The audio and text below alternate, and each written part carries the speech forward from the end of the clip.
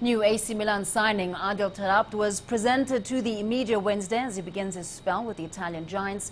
24-year-old Moroccan national, who admits playing at Milan is the biggest challenge of his career, is on loan from QPR until the end of the season after spending the first half of the campaign on loan at Fulham. The Moroccan is new boss Clarence Seedorf's fourth recruit of the January transfer window.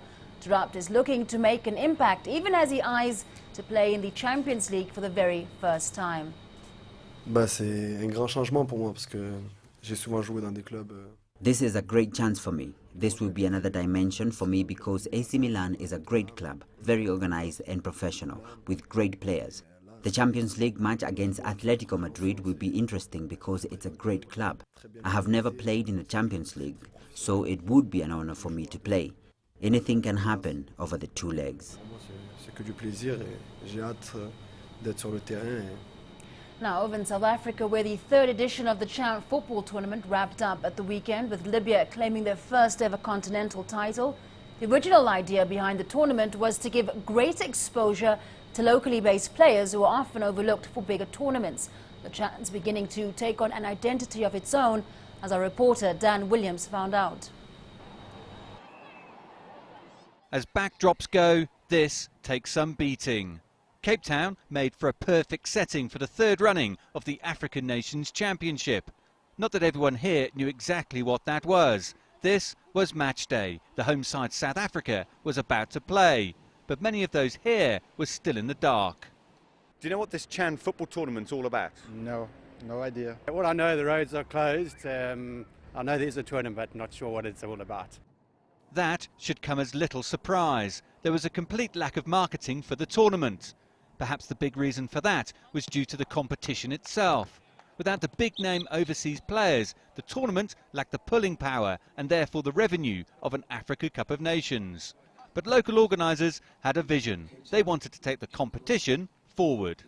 I think that for me that we need to show the world that, as we said last year, that we did not come out and did what were known as South Africans to hold great events just because it was the World Cup and less just because the international stars were here. We need to show that even when we're on our own, we are going to turn up and I think we're going to do that.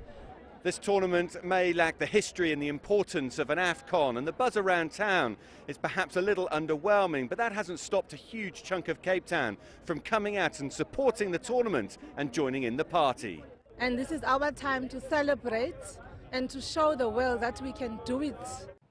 Local organisers kept their word and treated the tournament as a big deal. The security was as tight as that found at a FIFA World Cup, and it was a similar story for the rest of the logistics. The prize money was much improved, with the winner of the tournament set to receive around $750,000, around half of the AFCON purse. But Chan took on a whole new meaning and level of importance just days before it began, when FIFA awarded the tournament full international A status, and therefore FIFA ranking points. That's something that has been universally praised by the coaches. This is a very important tournament. You know, whenever country, you must remember the other teams that have come here. They didn't just come here and were invited. They had to go and qualify. It would appear Chan has come of age with this tournament, and the gauntlet has been thrown down to those in charge of future editions. Dan Williams, CCTV, Cape Town.